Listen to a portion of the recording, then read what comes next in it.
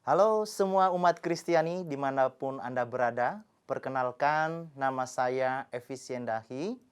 Saya adalah seorang praktisi untuk pendidikan anak berkebutuhan khusus. Nah, kali ini dalam rangka memperingati Hari Difabel Internasional pada tanggal 3 Desember, YouTube Pastoral Difabel untuk pertama kalinya menghadirkan tamu yang sangat luar biasa. Nah, siapakah dia? Kita akan berkenalan dulu dengan seorang ibu dan seorang putranya. Selamat pagi, Bu Lili. Pagi Pak Evis, Oke, apa kabar hari ini? sehat puji Tuhan sehat. Wah, luar biasa dengan Edo ya hari ini ya. Dah, iya pagi Pak Evis. Selamat pagi, Edo. Baik pagi, Apa kabar? baik pagi. Ya, oke. Baik Bu, silakan perkenalan nama Ibu, kemudian Edo namanya siapa, nama lengkap dan tanggal lahirnya. Perkenalkan nama saya Lili atau Lili, orang tua dari Edward Trio dengan penyandang Down Syndrome usia 21. Saya tinggal di Surabaya Barat, Paroki Algon. Edo, Itu namanya siapa? nama lengkapnya. Namanya siapa? Edward, umur umur 20 tahun. Umur 20 tahun. Terima kasih Edo. Nah, Bapak Ibu, saudara-saudara terkasih, umat Kristiani dimanapun Anda berada, hari ini kita akan berbincang-bincang mengenai Down Syndrome. Karena tamu kita pada hari ini adalah menyandang Down Syndrome. Nah, apa itu Down Syndrome? Down Syndrome itu adalah kelainan pada kromosom ke-21 sehingga ada mengalami kelainan pada perkembangan fisik dan juga intelektual. Nah, kita akan ngomong-ngomong dengan mamanya Edo. Nah, Bu, ini kalau boleh tahu ya, saat pertama kali Ibu tahu Edo ini mulai dari rahim atau setelah lahir? Kapan Ibu tahu? Saya pada waktu hamil itu beda dengan kakaknya 9 tahun. Saya sudah tanya ke dokternya apakah nanti ada masalah atau enggak, karena bedanya jauh 9 tahun. Usia saya waktu itu 36. Katanya enggak ada masalah. Pada saat sampai tiap bulan saya rutin kontrol, dan pada saat usia kandungan hampir 9 bulan, saya tanya, kenapa perut saya ini kok janinnya kurang bergerak. Oh, jadi biasanya aktif Lambat. ya? Ya, saya juga lupa kalau itu umpamanya 9 tahun pada saat hamil pertama kan gimana pasti lupa. Oh iya. Terus dokternya kaget, katanya nanti ini hari Sabtu ke rumah sakit. Pas di rumah sakit saya ditanya, terakhir makan kapan? Saya ini kaget. Saya di oksigen. Saya nggak tahu kenapa, saya diem aja. Ternyata Edo itu kalung usus. Oh. Saya juga nggak tahu. Terus dikasih tahu susternya, nanti ini dioperasi. Saya nggak mau, saya nangis karena yang pertama itu nggak operasi. Saya bilang kalau bisa nggak operasi. Mungkin pertimbangan suster karena kalung usus itu. Saya di oksigen sampai dari pagi sampai malam setengah 11. Dengan perjuangan yang luar biasa, saya nggak mau dioperasi. Sampai biru saya nggak merasa. Saya baru tahunya itu waktu melahirkan, suami saya bilang, kok biru semua. Saya jadi nggak tahu. Kalau itu pun Down syndrome pun juga nggak tahu. Pada saat lahir, saya cuma ditepuk-tepuk dokternya, dielus-elus gitu. Sama sekali tidak ada informasi ya? Tidak ada sama sekali. Saya bilang tiap bulan, bagaimana perkembangannya, baik-baik aja. Setelah itu, saya juga nggak tahu, susternya nggak bilang. Cuman bilang waktu itu karena setengah 11 malam, nanti besok papahnya kalau datang bareng-bareng ketemu dengan dokter spesialis anak. Waktu itu jam kunjungan jam 10. Saya masuk di ruang baby itu, suami saya disuruh masuk, dokternya masuk. Edo dibuka semua bajunya, pas itu banyak orang kunjungan yang melihat di situ. Dijelaskan ini Down syndrome, saya kaget. Saya masih nggak tahu itu apa Down syndrome. Sampai masuk di kamar lagi, cuman saya lihat kok mukanya Edo itu beda. Nah, saya masuk di kamar lagi tanya suami saya, apa Down syndrome itu? Mungkin suami saya juga menghibur saya, istilahnya nggak tahu apa itu. Terus katanya itu loh, yang katanya orang idiot. Saya langsung teng. Karena sama sekali belum pernah dengar ya Iya. tentang Down syndrome. Ya. Terus dokternya sudah bilang kalau tidak mengerti Bu, nanti ke rumah saya pinjami buku-buku. Waktu itu almarhum Agus siapa itu dokter anaknya. Saya kaget pikiran nggak kemana-mana. Pokoknya ini gimana waktu itu ari-arinya biasanya kan dibuang kalau laki. Langsung suami saya berubah katanya tanam di rumah. Itu tujuannya apa ditanam di rumah? Maksudnya kalau di luar kan anaknya supaya bebas, maksudnya kalau kepercayaan mungkin Mbak Evis ya, saya nggak tahu. Jadi itu kan karena kasihan ini ada keterbatasan, jadi ditanam di rumah aja gitu.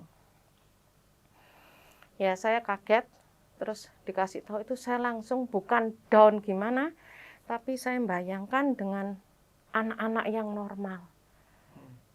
Kalau katanya ini terlambat semua, terus gampang sakit katanya, gampang meninggalnya.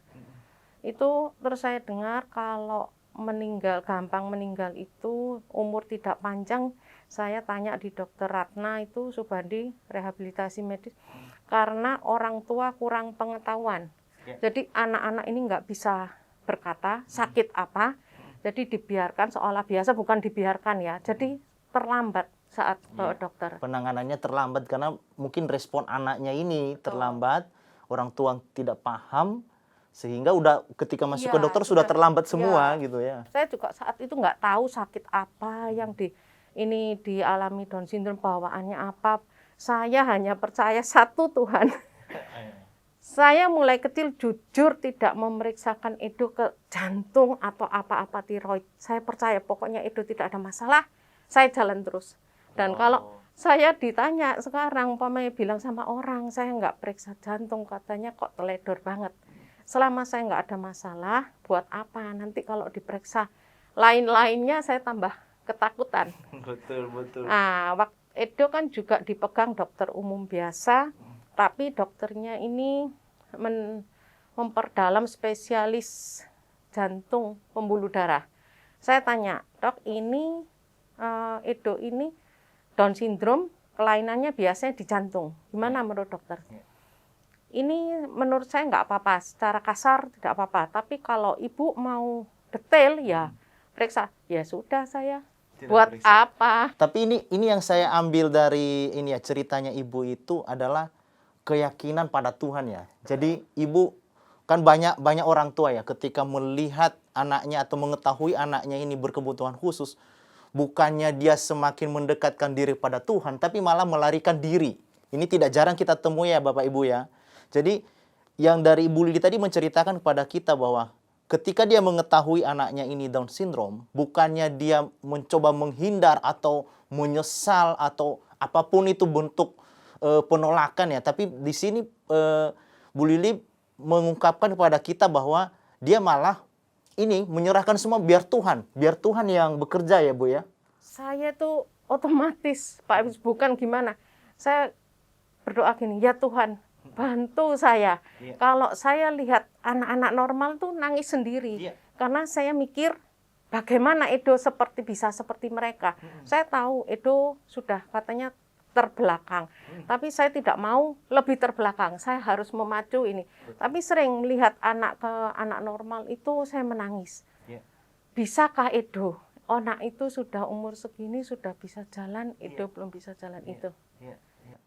Oh, luar biasa ya. Jadi dari kecil itu mungkin kita bisa tahu ini detailnya ya, perkembangan kapan dia bisa jalan, kapan dia bisa lari, terus kapan dia bisa bicara. Sedikit cerita mungkin Ibu bisa cerita kepada kita. Iya. Begitu saya tahu Edo ini Down syndrome, katanya terlambat semua, saya ingat ke kakaknya. Waktu itu 3 atau 4 bulan baru bisa tengkurap. Dan kakaknya tuh dulu kalau saya menidurkan 2 anak saya pegang sendiri ya. Tidak saya serahkan ke pembantu atau suster. Saya tengkurapkan di dada saya. Karena Edo itu sudah tahu saya perkembangannya lambat. Begitu keluar rumah sakit pulang langsung saya tengkurapkan. Saya tengkurapkan. Maksud saya supaya kepala cepat kuat. Betul. Nah, Benar. Belum 3 bulan Edo sudah tengkurap. Oh, luar biasa. Ya, terus 3 bulan sudah balik ini. Ya. Waktu tengkurap, kalau saya diranjang itu, dia muter bisa 360 derajat. Oh, iya? Karena dia kakinya gini muter. Iya. Nah, otomatis ini kepalanya kuat dia.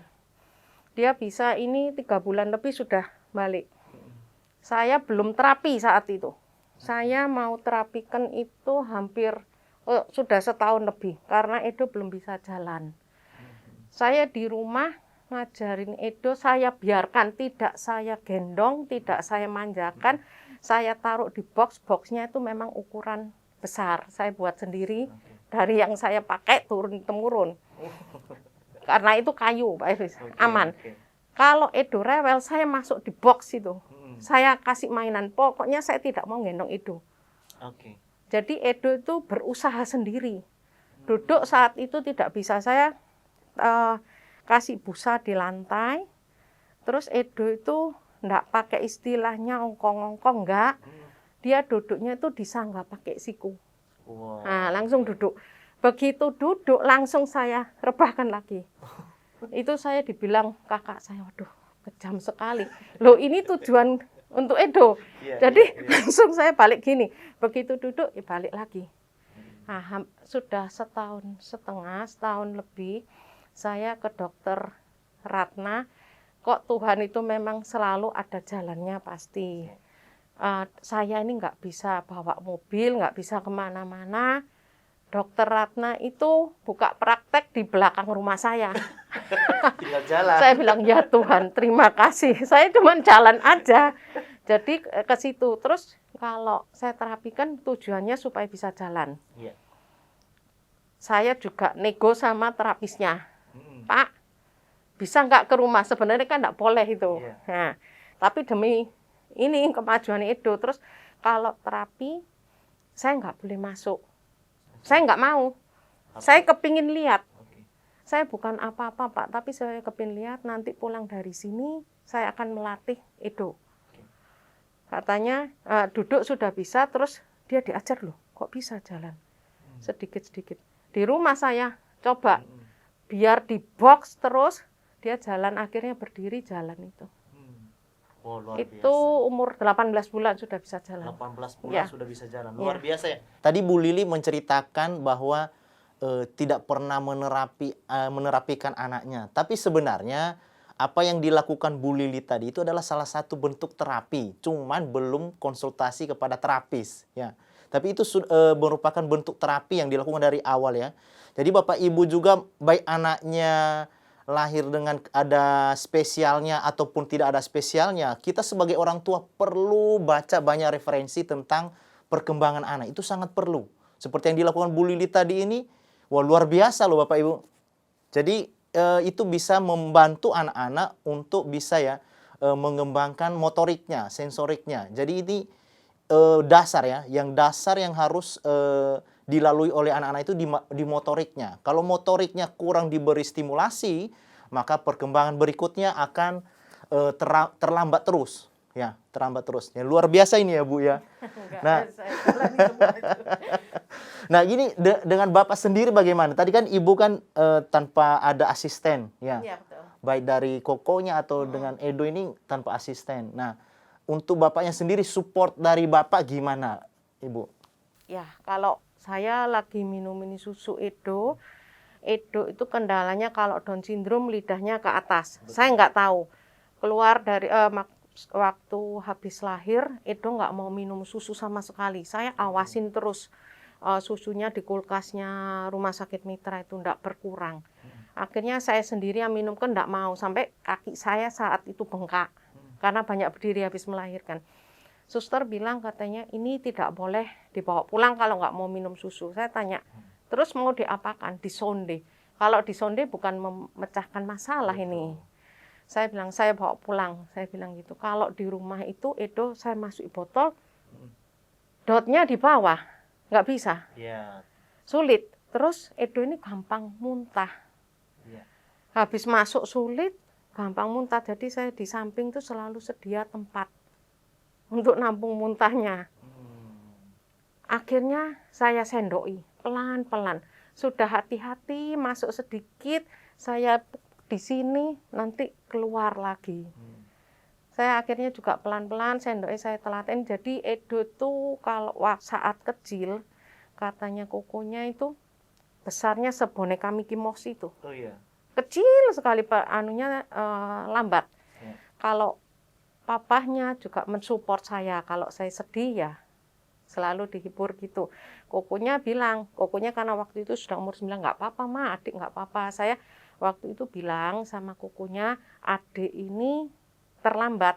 Umur 9 pasti belum ngerti ya.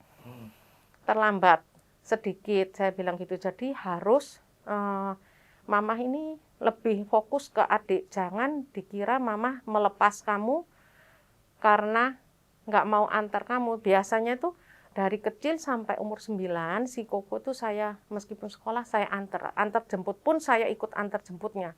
Sejak Edo lahir, saya lepas, saya ikutkan antar jemput. Oh. Saya fokus di Edo.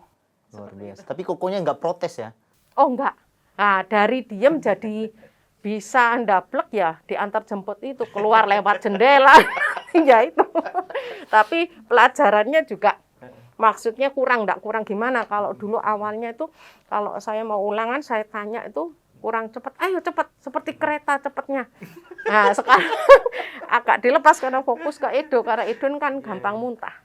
Iya, luar biasa. Ya seperti itu. Luar biasa. Air susu saya juga nggak keluar karena down itu. Iya, betul. Sama sekali, keluar sedikit saya pompa hanya dapat 1 sendok teh saya minumkan di Edo, keluar lagi ya. Ya Luar seperti biasa itu. banget ya. Jadi support dari anaknya ibu pun ini sangat membantu sebenarnya Oh ya. iya Sangat benar. membantu. Sampai besar pun itu sangat membantu. Luar biasa. Pada saat kalau sudah besar saya pelan-pelan saya bilang, Kevin ini adik ini terlambat gini. Dia karena sudah kepingin punya adik 9 tahun, dia bilang gini katanya, enggak mah, aku dikabulkan Tuhan, aku sudah berdoa. Kata. Adik itu terlambatnya sedikit kok katanya gitu. Ya udah. Jadi kalau terus ada tetangga waktu itu jenguk saya melahirkan, mungkin sudah tahu face-nya, saya nggak tahu. Yeah. Seperti kita kalau awam nggak dikasih yang spesial, pasti tidak tahu bagaimana bentuk muka atau ini. Kalau kita sudah kayak Edo Down syndrome, saya kumpul dengan komunitas autis semua kan semua tahu. Yeah. Nah, saya nggak tahu. Banyak orang yang melihat kok kayaknya aneh, Yeah. kan seperti itu. Yeah. Setiap pagi saya ajak jalan-jalan di depan rumah. Orang tanya, kok belum bisa jalan ini? Nah, kokonya saya kasih tahu, Kevin, nanti kalau ada tante itu tanya, adik kok bisa sudah bisa jalan? Saya bilang saya ajarin, nanti jawab, tante, adik sudah bisa kejar tante. Langsung diam kan? Nggak pernah tanya itu senjata saya, biarin. Seperti itu. Luar biasa. Tapi ini kokonya ini memang ya beberapa ini anak ya.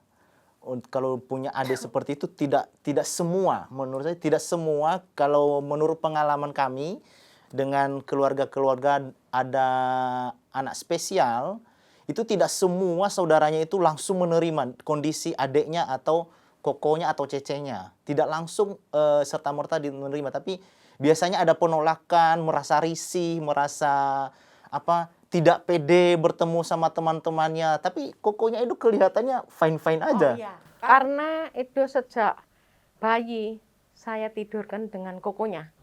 Satu kamar. Saya tidak memanjakan Edo setahun kalau nggak salah. Lah kalau sakit, kokonya tanya, Mama lebih baik Mama tidur sini supaya tahu. Enggak, nanti Mama yang bangun lihat adik, biar di sini. Tapi lain bed. Jadi Edo ini sangat mandiri, tidur sendiri, lampu gelap, berani dia. Oh, dari kecil ya? Iya, dari kecil ya, sudah biasa. Luar biasa banget ya. Jadi ini pantasan kokonya ini sangat dekat dengan adiknya, karena memang sudah didekatkan mulai dari kecil. Ya, kalau mau tidur, kokonya cium adiknya, seperti itu. Sampai sekarang, Kalau kokonya mau pergi tanya, saya ajarin, kok kemana? Pulang jam berapa? Nanti kalau belum pulang, saatnya Edonya yang telepon, koko di mana? Jam berapa datang? Nah, kalau Edonya sudah tidur, kokonya datang, nanti yang selimuti kokonya, dicium seperti itu. Wow, luar biasa ya Bapak Ibu ya. Ini pengalaman yang sangat luar biasa yang mestinya kita harus tiru ini. Jadi mau baik anak kita dengan spesial ataupun biasa-biasa aja ya, reguler, tidak ada masalah, ini harus kita lakukan, yaitu pendekatan antara kakak dan adiknya. Ini sangat penting karena bukan sekarangnya yang kita perlu lihat, tapi nantinya ketika mereka sudah dewasa tentunya ya. Nah, Bu Lili, ini mungkin yang perlu kami tahu lagi ini. Bagaimana respon keluarga besarnya Bu Lili dan juga Bapak ketika mengetahui bahwa Edo kondisinya seperti ini? Karena menurut pengalaman kami ya Bu ya, beberapa keluarga mengalami tekanan bukan karena anaknya spesial, tapi karena perkataan-perkataan keluarga biasanya. Kayak ada pertemuan keluarga. Loh, sakno ya. Kan biasanya gitu ya. Gitu. Nah, kira-kira bagaimana respon keluarga Ibu dan Bapak ketika mengetahui kondisi Edo seperti ini? Pada saat Edo 1 bulan, sebelumnya pun saya sering diajak sama Bapak, umpamanya beli makanan di luar. Tapi kan saya tanggungan Edo di rumah, belum minum susu atau apa, tapi saya jam waktunya minum susu Edo itu supaya saya juga nggak repot, Edo nggak rewel, saya tahu waktu kemudian 3 jam sekali saya minumi susu. Jadi nggak setiap saat. Pada saat 1 bulan persis, Edo saya ajak keluar. Keluarga papanya Edo itu ada yang masuk biara 2. Saya ajak ke Batu. Respon dari susteran selalu, kan sudah tahu saya minta doa atau apa selalu. Wow, tidak apa-apa katanya. Ini anak pinter. Waduh, dalam hati saya, ini menghibur. Dari keluarga besar saya juga seperti itu. Kalau mami saya tahu terlambat, aduh kasihan. Nanti kalau mami meninggal tak bawa Edo. Loh, jangan, saya bilang. Wong anak enggak apa-apa, saya bilang gitu. Cuman saya juga agak ini ya jengkel kalau saya kasih tahu dari keluarga, anaknya enggak apa-apa gini. Itu kamu menghibur saya bilang gitu. Ya benar, memang di Susteran Karmel bilang, tidak apa-apa suster yang Belanda. Ini anak baik katanya. Kita doakan, ya amin aja saya bilang gitu. Cuma kadang kita jengkel. Saya beritahu, ini anak terlambat. Lah kok menghibur saya? Enggak apa-apa anak ini. Seperti itu. Luar biasa. Berarti keluarga besar Ibu dan Bapak ini sangat-sangat mensupport ya dengan kata-kata positifnya ya. Karena tidak sedikit lah kita mengetahui bahwa terutama di Indonesia, di Surabaya, yang saya tahu kebanyakan di Surabaya karena saya praktek di Surabaya. Di Surabaya itu banyak loh. Dan bahkan itu akhirnya menyebabkan pisah orang tua. Beberapa akhirnya pisah, memutuskan untuk pisah karena tekanan itu sangat luar biasa, sangat luar biasa. Jadi Bapak Ibu, nah ini menjadi pelajaran bagi kita ya sebagai umat Kristiani, secara khusus Katolik ya, yang mungkin di lingkungannya ada anak-anak spesial. Mari kita bantu ya. Kalau kita nggak bisa memberi apa-apa, memberi pengetahuan atau apa, sekurang-kurangnya kita bersikap baik. Sikap baik apa? Beri senyum aja. Nggak usah komentar macam-macam. Ya Bu ya. Jadi kalau tidak paham ini anaknya kenapa ya, harus saya ngapain? Ya sudah, nggak usah, nggak apa-apa. Jadi senyumin aja, senyumin. Atau ya udah biarkan aja anaknya begitu, guling-guling di situ, pas lihat lagi guling-guling, panggil aja orang tuanya, panggil aja yang tahu menangani. Kalau tidak tahu menangani, udah biarkan, jangan ditonton. Ya, jadi Bapak Ibu, ini menjadi pelajaran bagi kita bahwa support itu tidak harus memberi pengetahuan atau memberi barang atau memberi apa-apa, bukan, tidak harus. Sikap kita aja sudah sangat-sangat mendukung anak-anak ini untuk hidup bersosialisasi. Ya Bu ya? Betul. Ini contoh Pak Evis ya. Itu kan setiap saat saya bawa keluar untuk bersosialisasi dari kecil. Saya gendong, saya pakai kereta gitu. Nah, kalau di luar agak besaran itu mungkin Edo sudah 5-6 tahun tapi Down syndrome kan badannya kecil. Saya ajak makan, Edo itu bisa pakai sendok garpu baik. Terus ada orang sekitar kita pasti ngeliatin kan. Kalau melihatin sebentar, oke lah nggak apa-apa. Tapi kalau sudah dilihatin lama, saya yang jadi risih. Jadi tontonan ya. Betul. Kalau saya makan sama saudara saya, orang itu ngeliatin sudahlah. Yang menghibur diri itu kokonya. Oh, adik itu loh pinter katanya. Kalau papanya bilang, oh orang itu mungkin kepingin punya anak kayak itu. Nah, terus kalau lama-lama diliatin, saya bilang, doh kamu diliatin orang itu. Kamu bilang, dadah om. Nah, itu langsung orangnya nunduk, sudah skakmat. Jadi gimana lagi, saya nggak bisa apa-apa kan. Tapi dengan itu sudah selesai, orangnya sudah nggak berani lihat lagi, saya nyaman, aman-aman aja. Betul. Nah, ini memang saya tidak memiliki anak spesial, tapi saya punya banyak anak spesial di luar sana.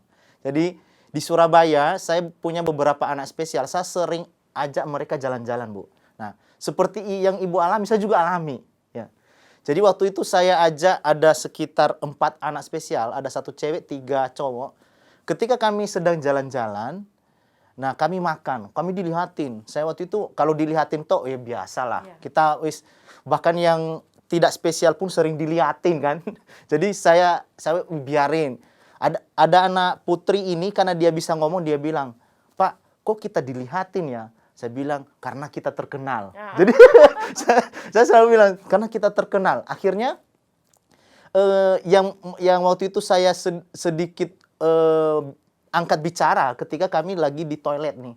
Kan kami kan pergi ke toilet ya. Seperti biasa anak-anak kalau pipis, ini celananya dipelorot. Betul. Nah, jadi ketika masuk toilet, celananya dipelorot. Loh kan orang-orang pada ini.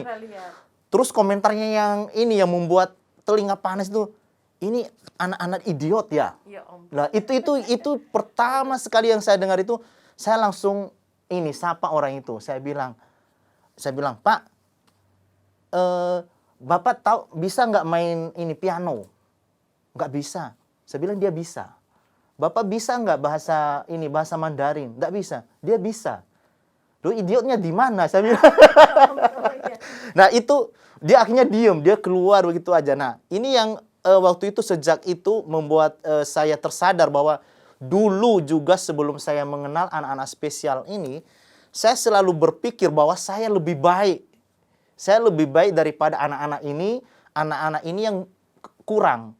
Padahal kalau kita refleksikan lebih mendalam, anak-anak ini di bagian-bagian tertentu, mereka ini sangat hebat ya, Bu ya. Nah, kelihatan hari ini ya, si Edo ya. Nah, ini mungkin bisa diperlihatkan karyanya Edo ini di sini luar biasa. Edo dengan karya-karyanya, dan bukan hanya Surabaya ya, Bu ya. Puji Tuhan, sudah nasional ya. Padahal awalnya juga enggak ini. Hobi juga tidak, karena Edo ini anaknya patuh, nurut, dan tekun, itu aja. Oh, luar biasa. Menari pun juga mau, renang juga mau, disuruh apapun juga mau, les piano juga mau. Sempat dapat ijazah royal waktu itu pada. Oh ya, royal ya. Wah, tepuk tangan dulu dong. Meskipun itu yang paling dasar, tapi saya tetap bersyukur. Saya cuman berpikiran seperti ini kalau di lingkungan ya, di masyarakat. Kalau dia melihatin Edo yang spesial, Tuhan tuh menciptakan tidak ada yang jelek. Sempurna itu memang Tuhan, kita nggak ada yang sempurna. Betul. Ada kekurangan, kelebihan. Cuman di Edo ini karena face-nya, fisiknya ada perbedaan, orang menjudge dulu tidak bisa. Padahal dia ada kelebihannya. Padahal kalau kita orang normal, ininya kekurangannya enggak dilihat. Seandainya rapat 2 jam, kita nggak betah loh. Betul. Sedang Edo ini betah. Kalau misa Jumat Agung itu kan lama. Iya, betul. 2 jam sebelumnya saya harus datang ke gereja, tujuan untuk dapat di depan. Katanya Papa nggak usah di luar. Saya mikir kalau di luar Edo itu nggak tahu bagaimana. Jadi saya maunya paling nggak di depan melihat supaya bagaimana. Iya, okay. Percuma kalau ini. Edo betah kok sampai itu kan total ada 4 jam lebih. Betul. Dia tahan. Wow, bisa. Luar biasa. Nah, memang setiap anak ini ya, itu tadi keyakinan pada Tuhan itu yang membuat Bu Lili dan Bapak atau keluarga besarnya menjadi kuat dalam menghadapi Edo. Tapi kami sedikit mau tahu, Bu. Kok bisa, ya, kok bisa akhirnya Edo dengan sangat luar biasa, lukisannya luar biasa. Dan saya lihat ya, di medsos itu, waduh, Edo ini merupakan salah satu artis ya. Artis dari kelompok difabel ya, seluruh Indonesia. Dan saya lihat bahwa dari kementerian apa sudah mensupport ya karya-karya anak-anak difabel ini. Nah, apa sih rahasianya? Mungkin bongkar sedikit lah sama kami sehingga kok bisa Edo tadi mau belajar. Ini kan mau aja dulu. Kok dia mau belajar piano, mau menggambar, mau menari dan macam-macam disuruh kegiatan. Kok dia mau gitu loh, Bu? Rahasianya apa, Bu? Awalnya saya hanya mikir untuk kegiatan Edo. Edo itu dari playgroup saya sekolahkan 2 tahun. Terus TK juga 2 tahun. Umur 3 dia sudah sekolah. Di sekolah umum. Saya tungguin terus. Tapi saat kelas 3 di tempat umum juga, saya mikir, saya sudah tahu ada homeschooling. Jadi pagi saya sekolahkan di reguler, saya tidak berharap apa-apa, pokoknya Edo bisa bersosialisasi. Saya bawa ibuku seperti teman-temannya juga baru, meskipun Edo tidak ngerti.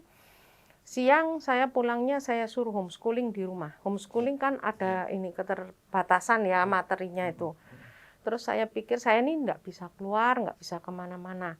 Saya mikir, saya ambilkan les melukis, piano, berenang, supaya dia ada waktunya, ada ndak kosong. Jadi tiap hari dari Senin sampai Sabtu full. Kadang saya mikir, saya sendiri yang capek. Soalnya full terus kan, damping Edo terus. Edo awalnya semua menolak. Saya juga melukis ini juga menolak. Pas gurunya pulang, belum 1 jam, cuma 30 menit, kokonya bilang, "Ma, itu bayar mahal-mahal, kok sudah pulang gurunya." Saya juga tanya gurunya, ini kok cuma 30 menit, apa Edo enggak mau? Kalau saya paksa, Bu, 30 menit sudah capek, itu warnanya sudah warna hitam semua. Ya dia mungkin capek. Berenang juga maksa, saya pokoknya paksa. Saya mikir gini, orang itu kita tidak tahu hobi seseorang apa kalau kita tidak mulai. Betul. Dari memulai, setengah saya paksa, otomatis dia suka. Nah, itulah jadi hobi dia. Oh, jadi dipaksa dulu ya? Iya, saya mikir Edo ini kan enggak ada gimana ya, ininya kemauannya. Jadi semua saya ini. Berenang sudah bisa loh. Sudah bisa sama gurunya, guru normal juga. Pelampungnya dilepas. Edo nggak siap masuk minum air. Marah dia, trauma. Saya bilang, dia nggak mau bawa baju renang, waktu renang nggak mau. Saya bilang gurunya, "Pak, saya dudukkan Edo di samping ini. Bapak siap-siap di situ. Nanti saya Edo dorong, tapi jangan dilepas. Edo ini trauma." Benar, bapaknya dipegang sama Edo seperti dicekik. Tapi dari situ dia berani lagi Edo, karena saya paksa juga. Kalau nggak gitu pasti trauma terus, nggak mau. Dia, dan untungnya Edo ini supel terhadap siapapun. Di kolam renang nggak mau menganggap saya, tapi dia menganggap dirinya itu bisa, mampu. Dia bergabung dengan oma-oma, opa-opa. Jadi kalau Edo latihan, yang kasih support itu mereka semua. "Ayo Edo, ayo Edo." Wah. Jadi semangat ya? Betul, iya. Edo ini bisa berenang dari yang paling dangkal sampai dalam bisa. Dan dia kalau sudah capek di sana, dia mau kembali lagi sebenarnya kan bisa jalan. Dia enggak, diem dulu, duduk, lihat orang. Nanti balik lagi ya. Soalnya harus lewat itu. Iya, betul. Luar biasa ya, luar biasa. Jadi sebenarnya Bu Lili ini bukan kalau kita pakai kata memaksa kok jadi negatif. Tapi sedikit memberi dorongan mungkin. Memberi dorongan karena memang anak-anak dengan spesial, bahkan sebenarnya anak-anak kita yang reguler ya, yang tidak punya kebutuhan macam-macam atau yang bukan spesial, itu kadang mereka juga males kok. Betul. Kalau nggak kita dorong, Iya, betul. Iya. Contohnya aja kita rasakan yang dengan anak-anak kita di rumah. Disuruh ini belajar bahasa Inggris, belajar piano, itu langsung mau nggak? Kan nggak juga. Jadi dengan anak spesial ini luar biasa loh menurut saya, Edo masih ada ini mau, karena mungkin ini bukan mau karena terapisnya atau karena dokternya, tapi menurut saya ini karena hubungan yang baik yang telah dibangun sejak Edo di rahim oleh ibunya. Jadi ini kuncinya di situ. Jadi hubungan itu yang membuat Edo ya percaya sama mamanya. Percaya sama mamanya. Karena di luar sana tidak sedikit bahwa anak-anak dengan spesial ini, mereka itu kedekatannya sama orang tuanya itu nggak ada. Mereka lebih dekat sama pembantu. Ya. Jadi kini bukan menjadi rahasia lagi. Banyak bahwa mereka lebih dekat sama asisten rumah tangga atau tetangga atau terapisnya atau gurunya bahkan. Sedangkan sama orang tuanya kurang dekat. Itu yang membuat kenapa nanti beberapa anak kita, ini kok anak saya nggak mau ya? Kok dia itu tak suruh ini nggak mau, tapi kok anak yang lain mau ya? Ya, ini Bapak Ibu perlu ketahui bahwa relasi kita dengan anak itu harus dibangun. Melalui apa? Melalui seluruh aktivitas yang ada di rumah. Apapun itu. Jadi anak jangan dianggap karena dia ini spesial, biarin aja nanti terapis saya yang ngurus. Jangan. Bapak Ibu harus merasakan apa yang dirasakan anak ini. Itulah yang dilakukan oleh Bu Lili. Karena dia merasa bahwa ini anak saya ini ada yang kurang nih. Saya harus buat dia supaya sekurang-kurangnya mendekati teman-temannya yang di luar sana. Ya. Ya, padahal saya capek sendiri loh kalau Betul, nganter Edo. Aduh, betul. sebentar capek. Terus saya mikir, lah saya kalau capek Edo berhenti. Betul. Kadang-kadang saya itu jenuh juga. Sabtu kepinginnya istirahat, tapi ya harus ini. Oke. Nah, ini luar biasanya. Ini hasil. Ini hasil mungkin bisa disorot di sini ya. Ini hasil dari apa yang dibangun oleh Bu Lili selama ini bersama Edo. Luar biasa banget ya Bapak Ibu ya. Ini lukisannya itu saya buat masker. Oh, masker ya ini ya. Ya, kalau yang ini saya buat notebook. Notebook boleh dibuka, Bu? Boleh, kosong. Nih, Saya buat kosong. jadi isinya seperti ini. Luar biasa ya, bagus banget ya. Jadi ini karya-karyanya Edo ini hanya dipamerin aja, Pak? Bisa dibeli ini, Bu? Awalnya sih saya tidak mau menjual, apalagi guru lukisnya Edo bilang, ini ibu tidak menghargai lukisan Edo. Kukunya juga seperti itu. Kalau dijual ini kan harganya berapa? Orang tidak tahu ini jerih payahnya kayak apa. Tapi saya berpikiran, saya jual ini, saya bukan untuk mencari ini ya materi ya, tapi berpikir untuk teman-temannya Edo supaya ada motivasi, bisa mandiri secara finansial. Jadi saya buat itu, awalnya itu saya enggak, ini Edo saya buat karena ikutkan lomba dapat hadiah sudah putus, tapi hasilnya nanti dibuat baju hem itu jual harganya 600.000, dibuat ini Jakarta Fashion Week. Terus katanya gurunya lukis itu, kenapa ibu nggak buat sendiri seperti itu? Jadi ya saya memberanikan diri membuat, akhirnya potats kalau ada acara itu, potats itu Persatuan Orang Tua Down Syndrome. Hasil karyanya itu juga sedikit untuk penggalangan dana. Oh, luar biasa. Jadi Bapak Ibu, ini adalah karya-karya Edo. Kalau kita lihat, permisi ya Bu ya. Nih, kalau kita lihat karyanya dia, ini ya tas, ini lukisannya dia. Ini tidak kalah dengan produk-produk yang ada di luar sana.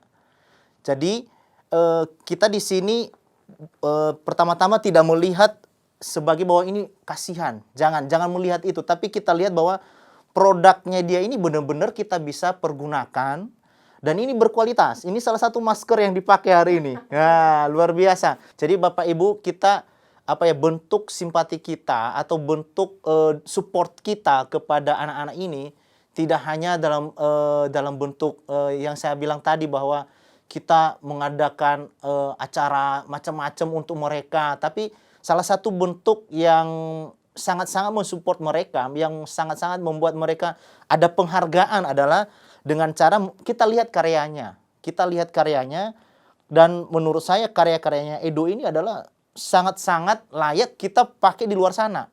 Dan kualitasnya pun sangat bagus. Nah, ini ada pertanyaan berikutnya Bu, mungkin untuk orang tua di seluruh Indonesia ya, karena yang menyaksikan YouTube ini seluruh Indonesia nantinya.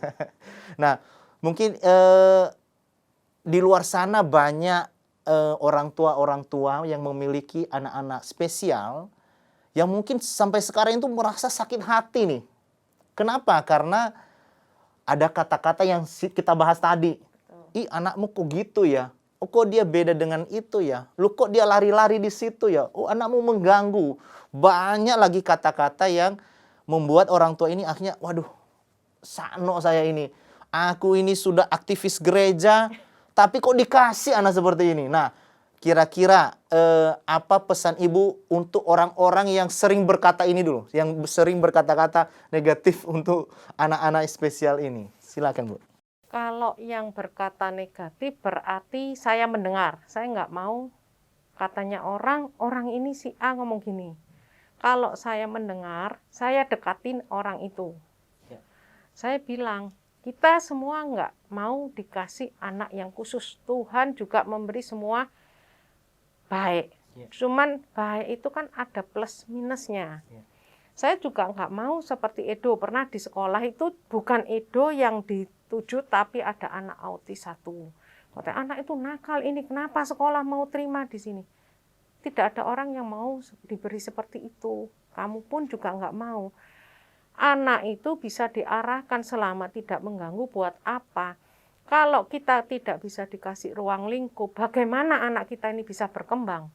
Wong orang tua juga kita mau mendampingi, tidak melepas seperti itu.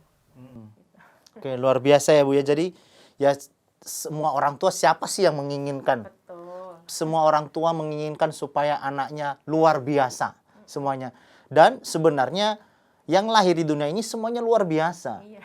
Kalau kita percaya ya, Tuhan itu adalah Tuhan dan Dia Maha Pengasih, Maha Penyayang, maka sebenarnya semua ciptaannya itu semuanya indah, ya, menyerupai Allah. Nah, kalau semuanya menyerupai Allah, terus kita menjelekkan yang serupa dengan Allah ini ya, berarti kan kita menjelekkan Allah berarti. Ya kan? Nah, itu yang perlu kita tahu bahwa semua yang diciptakan ini secitra dengan Allah dan kita harus mensyukurinya. Yang tugas kita adalah mensyukurinya, kemudian meneruskan ciptaannya ini semampu kita. Jadi ketika kita merasa tidak mampu, mari kita minta bantuan dari orang yang lebih mampu. Ya, ya Bu ya. Iya. Jadi ini yang dilakukan oleh Bu Lili, bahwa ketika dia merasa tidak mampu di satu sisi, maka dia minta bantuan terapis, minta bantuan dokter, psikolog untuk membantu dia meneruskan ciptaan Tuhan. Jadi ini bukan berarti ini ciptaan Tuhan ini baik, ini buruk. Semuanya baik adanya. Oke?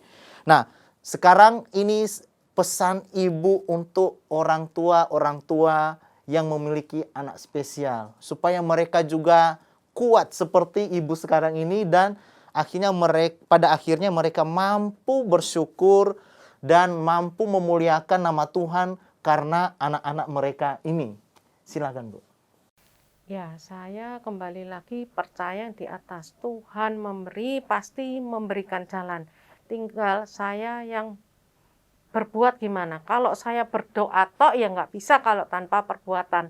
Tuhan pasti memberikan jalan dengan doa, dengan kita berbuat pasti ada hasilnya. Saya percaya apa yang kita tanam, kita akan tuai ke kemudian hari. Dan saya seringkali berkata kepada teman-teman sekomunitas, mujizat itu pasti ada. Apa yang kita tanamkan tidak bisa kita petik saat itu juga, tapi suatu saat kita meskipun sudah anak itu mampu, belum sadar bahwa itu mujizat sudah ada. Setelah lama baru, oh iya itu mujizat Tuhan itu baik, pasti seperti itu. Betul. Jadi kita harus selalu yakin ya, Iya. bahwa Tetap berusaha. betul. Setiap anak ini adalah berkat. Betul. Ya, kita harus mensyukuri itu dulu Bapak Ibu, bahwa setiap anak ini adalah berkat dan inilah buktinya. Pada hari ini kami memberi bukti bahwa kalau kita lihat dari secara teorinya bahwa anak-anak dengan Down syndrome ini mengalami hambatan di fisik dan juga di intelektual. Tapi sekarang apa yang mau kita katakan dengan hasil seperti ini? Ya. Apakah teori itu mungkin tetap benar, Tapi ini buktinya. Bukti apa? Karena orang tua memiliki kepercayaan, memiliki keyakinan, kemudian melakukan usaha ya dengan berbagai cara dan hasilnya sangat positif. Nah, saya mau ngomong sama Edo nih. Edo, apa kabar? Dari tadi menunggu kita loh. Wow, luar biasa. Ini Edo melukis apa ini di situ? Ini melukis apa? Gambar apa? Ini gambar apa? Ayo cerita. Pohon, mobil, rumah. Ah, ada gerejanya enggak, Nak? Ada gerejanya? Mana gerejanya? Ah, belum. Ayo. Belum Yang jadi digambar apa gerejanya. biasanya? Ah, gambarnya yang besar-besar biar bagus ya. Wow, luar biasa ya. Kalau kita lihat sekarang ya, bahwa ini sangat membuat hati kita senang, bahagia. Selalu bersyukur, Pak Is. Tapi melihat prosesnya, Ah, ini yang diceritakan oleh Bu Lili dari tadi bahwa prosesnya itu yang penting. betul. Ya, kita nikmati Betul. prosesnya. Nanti suatu saat hasilnya kita Yes. bukan saya di sini berkata tidak butuh pendampingan terapis atau Ya, apa. ya. Selama saya masih mampu, kenapa tidak saya lakukan sendiri? Kalau saya tidak mampu, saya bawa. Seperti kalau Edo, saya nggak panggil terapis waktu kecil itu, saya panggil guru biasa. Oh. Katanya orangnya pernah kerja di Riau, terapis anak autis. Saya juga nggak tahu benar atau tidak. Yeah. Nah, saat di rumah saya yang selalu ini bilang, Pak, tolong diajarin ini. Jadi semua perintah dari saya. Yang tahu anak saya bukan. Jadi kepala sekolahnya ibu. Betul. Gurunya bilang, Bu, saya mau minta foto toilet. Ini mau saya ajarin supaya toilet training. Enggak perlu itu, saya aja. Bapak ajarin yang ini karena Edo butuh yang ini. Jadi luar biasa ya Bu Lili ya di sini mengatur ya. Yang penting lagi nih, toilet training ya atau kemandirian seperti mandi yang khusus-khusus itu, kalau Bapak Ibu bisa melakukan sendiri, sebaiknya Bapak Ibu yang melakukannya sendiri sebagai orang tua. Kenapa? Karena ini adalah masalah yang sangat vitalitas ya. Jadi itu masalah yang sangat-sangat private. Sehingga ini sekaligus melatih anaknya supaya dia tidak buka celana di sembarang tempat. Nah, jadi sama kalau ada orang lain dia tidak pipis sembarangan. Jadi kalau ada anaknya yang spesial masih pipis sembarangan, ini menjadi pertanyaan. Yang latih anaknya toilet training itu siapa? Kalau masih orang lain itu bisa terjadi. Tapi kalau sudah orang tuanya secara keseluruhan ya sudah menguasai anaknya ini dan semua aturan dari orang tuanya itu sangat lebih cepat. Prosesnya lebih cepat ketimbang semua dilakukan oleh terapis, guru atau psikolognya, orang tuanya hanya beberapa persen aja atau hanya melihat aja sekali. Itu progresnya akan lebih lambat ketimbang orang tuanya melakukan sepenuhnya. Nah, ini untuk pesan ya untuk orang tua di luar sana bahwa kita sama anak-anak ini hendaknya melakukan seperti apa yang dilakukan Bu Lili. Jadi terapis, psikolog, guru itu hanya sebagai tempat kita konsultasi. Mereka bukan menjadi orang tua dari anak kita. Itu jangan dibalik ya. Jadi biasanya kebalikannya gini. Saya masukkan anak saya di sekolah, wis sakarepmu. Nah, itu jangan sampai itu terjadi. Jadi kita sebagai orang tua tetap memiliki hak yang ini luar biasa, kewajiban yang luar biasa ketimbang terapis, guru dan psikolognya. Oke, Bu Lili, ini waktunya sudah ini ya, hampir sejam ya. Dan saya lihat Edo menunggu dengan sabar. Ini hasil terapi ini. Bisa menunggu sampai selesai. Terima kasih ya Edo. Ya, sudah mau hari ini datang ke sini Pak Evis dan semua kru yang hari ini hadir, sangat senang. Dan hari ini lihat nanti banyak orang di YouTube ini akan memberi tepuk tangan buat Edo. Ya, jadi memberi dukungan untuk Edo karena karya-karyanya sudah sangat bagus. Nah, terima kasih juga Bu Lili waktunya. Luar biasa. Nanti salam buat Bapak ya.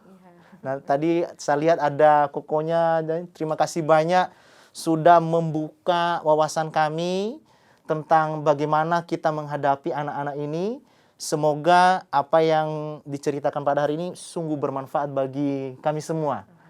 Terima kasih banyak. Iya. Oke, para pendengar yang menyaksikan YouTube pada hari ini, demikian bincang-bincang kami bersama dengan Bu Lili dan Edo pada hari ini, dan juga karya-karyanya kita sudah lihat tadi. Semoga apa yang kita saksikan pada hari ini menggugah hati kita bahwa anak-anak dengan apapun itu labelnya, apapun itu dia kebutuhan khusus atau dia kita bilang normal atau reguler, apapun kondisi mereka, kita harus memiliki namanya rasa iman ya. Kita harus memiliki iman. Kalau kita adalah orang-orang beriman yang percaya kepada Tuhan, maka kita harus yakin bahwa setiap anak yang kita lahirkan di dunia ini adalah berkat untuk kita semua. Tugas kita adalah mari kita gali terus apa yang menjadi bakat dari anak-anak kita yang dititipkan kepada kita ini. Demikian acara bincang-bincang hari ini. Semoga bermanfaat dan sampai jumpa lagi. Dadah.